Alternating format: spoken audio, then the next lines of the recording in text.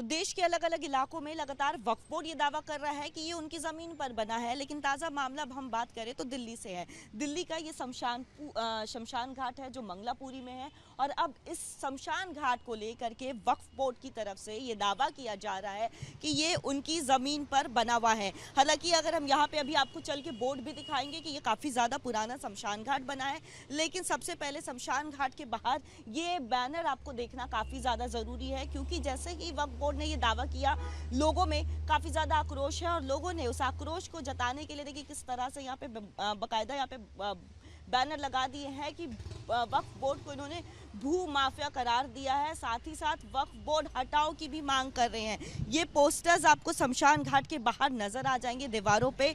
आप देख रेख करते हैं शमशान घाट की, कितना पुराना शमशान घाट है और वक्फ बोर्ड के इन दावों में कितनी सच्चाई है। मैम बिल्कुल बेबुनियादी बातें हैं, झूठी बातें हैं। और पहले मतलब हमें ना तो आज तक कोई नोटिस मिला है, ना उन्होंने कभी बोला कि है।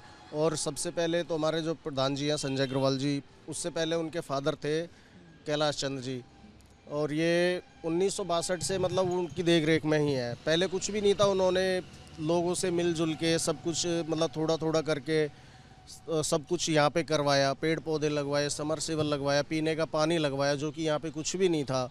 और उसके बाद मतलब ये अब आके 2024 में या 2023 से 2024 मतलब लग गया है। तो अब ये बोल रहे हैं कि जी न्यूज़ के थ्रू हमें पता चला था कि ये वक्फ बोर्ड की ज़मीन है, जी न्यूज़ वाले आए थे हमारे पास। अब ये देखो कि 2024 में आके बोलते हैं उस टाइम से और अब, जबकि ये बहुत पुराना और ये पालम गांव की ज़मीन थी, और जो संजय अग्रवाल जी उनके फादर इसकी देख रेख करते थे। और आप देख सकते हैं आगे अंदर बोर्ड भी लगे हुए हैं, बाकायदा सबकी नेम प्लेट लगी हुई है।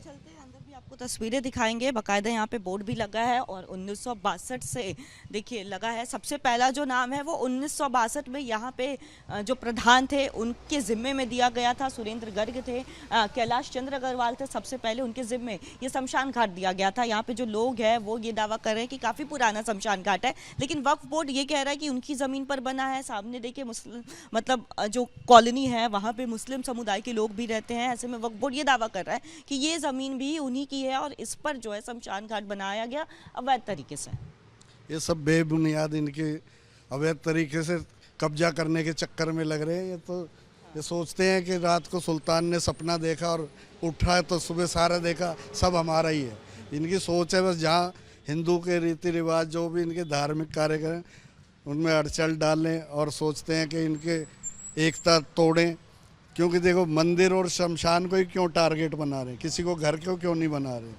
तो लोगों की आस्था से भी जुड़ा हुआ है, तो ये लोग चाहते हैं कि इनमें फूट डालें और इनको तोड़ें, तभी अपने आप ही बिखर जाएंगे और धीरे धीरे ज़मीनें कब्जा करने के चाह रहे हैं सब लोग। अच्छा, तो आप यहाँ पे देख रेख करते हैं? मैं यहाँ पर अंतिम संस्कार कराता हूँ पंडित जी में। पंडित जी हैं आप? पंडित जी कब से ये स्थित है ये शमशान घाट, कितना साल पुराना है? ये 1962 से तो संस्था देख रेख कर रही है।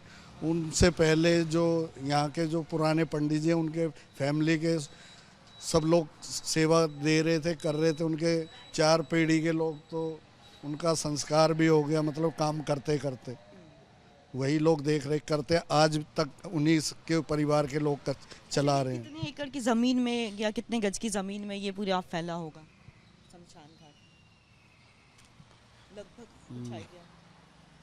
लगभग ये 3-4 हज़ार गज में होगा ये। अच्छा, 3-4 हज़ार गज में। तो मतलब देखिए बात अगर हम करें मंदिरों की बात करें या फिर शमशान घाट की बात करें, तो लोगों का साफ तौर पर ये पंडित जी इनका ये कहना है कि जानबूझ करके वक्फ बोर्ड की तरफ से वक्फ बोर्ड एक भू माफिया बन गया है, अवैध तरीके से ज़मीन को कब्जाना चाहता है, और उनके निशाने पर दुकान वगैरह नहीं है या लोगों का घर नहीं है। उनके निशानों पर एक तो ये शमशान घाट का मामला सामने आया है, और दूसरा हिंदुओं के मंदिर पर है, यानी हिंदुओं के आस्था पर वो चोट पहुँचाना चाह रहे हैं। और ऐसे में ज़्यादा से ज़्यादा मंदिरों पर वो अपना दावा ठोक रहे हैं, और मंदिर के बाद अब ये शमशान घाट है जिसे लेकर के वो अपना दावा ठोक रहे हैं। हालांकि लोगों का साफ तौर पर यहाँ पे कहना है कि उनका जो दावा है वो पूरी तरह से बेबुनियाद है। विजय उज्जवल के साथ कोमल बहल, रिपब्लिक भारत।